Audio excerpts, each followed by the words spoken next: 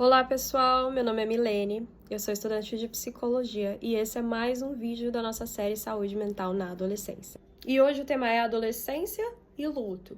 Você sabia que a adolescência ela pode ser vivida como um luto simbólico tanto para o adolescente quanto para os pais? E esse sentimento pode afetar tanto a relação familiar quanto o desenvolvimento do adolescente. Fica comigo até o final desse vídeo, porque a forma como lidamos com esse sentimento pode fazer toda a diferença nesse momento. Mas o que seria esse luto simbólico? Esse luto surge pela perca da identidade infantil. O corpo ele está mudando e os interesses também.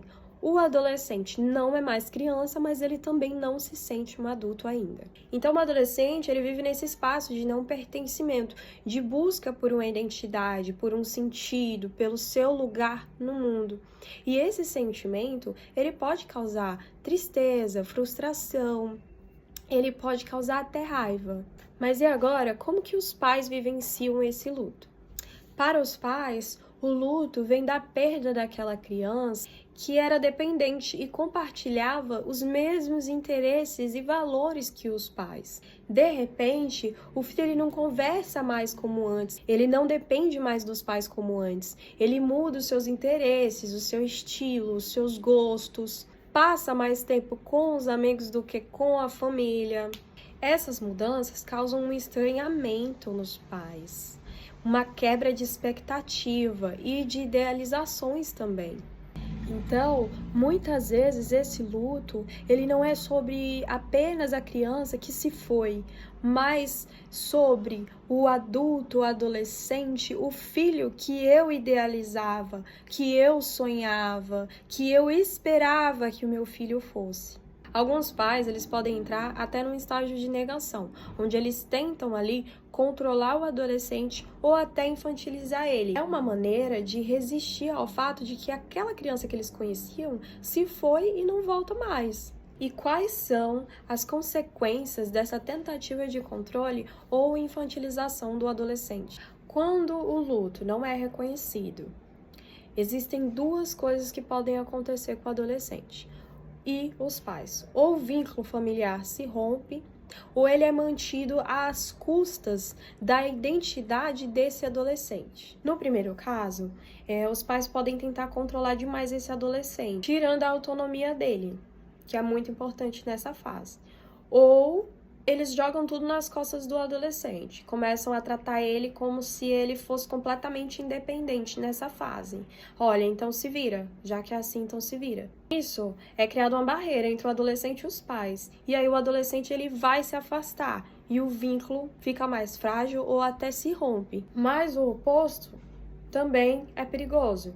O adolescente, ele mantém o vínculo com os pais, sacrificando a autodescoberta, esse momento de se descobrir, de construir uma nova identidade para ter o amor, o afeto e a validação dos pais, para manter essa relação. Porque ele sente que se ele decidir mudar, tentar mudar, experienciar novas coisas, ele será criticado, julgado, invalidado, não amado e até punido emocionalmente. Isso pode gerar uma vida de autoabandono, uma busca constante por aceitação e aprovação dos outros, e uma falta profunda de conhecimento de si próprio. Um exemplo prático, o adolescente que começa a questionar a religião dos pais, ou muda o gosto musical dele. Na família tem um gosto musical, sei lá, sertanejo, e aí o adolescente começa a escutar rock. E essa família é religiosa. E aí essa família começa a criticar esse adolescente, julgar esse adolescente por essa mudança, devido ao estranhamento que a gente já falou anteriormente.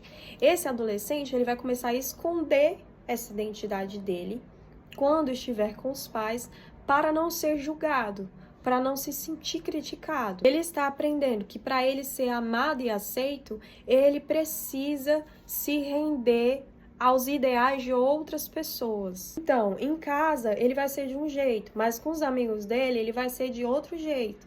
E isso é muito cansativo psicologicamente e emocionalmente. Em alguns casos, ele pode até anular completamente a própria identidade dele para ser aceito, o que pode causar problema de autoestima e de identidade. Como oferecer apoio sem controlar? A adolescência, ela é um convite aos pais, para que também amadureçam. O papel agora não é ser um muro, é ser base.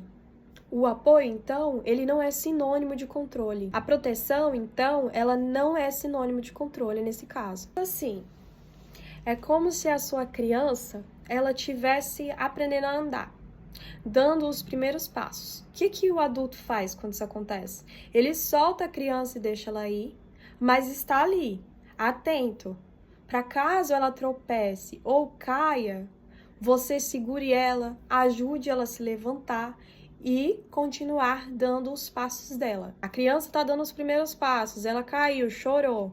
O que você fazia? Você estava ali para acolher. Você só não pegava e levantava, você acolhia. Tá tudo bem, você tá aprendendo, você tá caminhando. Com o adolescente é muito parecido, mas num nível muito mais complexo. Ele precisa testar os novos passos dele, nas amizades, nos gostos, interesses, nas ideias também. Mas ele precisa saber que você tá ali por perto, que você vai ser um porto seguro. O maior presente que você pode dar nesse momento, nessa fase, é respeito, acolhimento e escuta. Presença também, mas não para decidir por ele, mas para acompanhar ele nessa jornada. A adolescência, ela é um desafio sim, tanto para os pais quanto para o adolescente, mas ela também é uma oportunidade de crescimento familiar, é uma oportunidade de construir uma nova relação entre pais e filhos, mais madura, mais verdadeira, e não baseada em expectativas, mas baseada num afeto real. Então, é importante entender nessa fase que o seu filho, ele não nasceu para atender às suas expectativas, atender os seus desejos e projeções, que ele é um ser único e diferenciado de você. Por mais que você ensine o seu filho algo, não significa que porque ele escolheu outro caminho, ele está invalidando o seu ideal, invalidando os seus valores, que é um desrespeito com você, que é algo pessoal. Ele é um ser livre e ele está caminhando para se tornar ainda mais livre e independente de você. E é o ciclo natural da vida.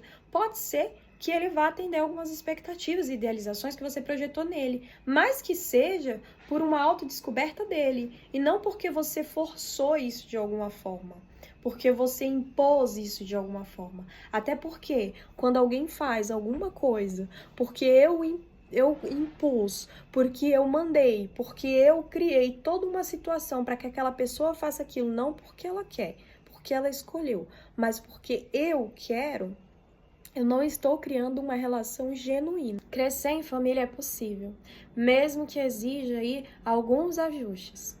Se você acha que esse vídeo fez sentido, se você gostou desse conteúdo, curte, compartilha com quem precisa, se inscreve no meu canal e ativa as notificações para você receber os próximos vídeos do canal e dessa série Saúde Mental na Adolescência.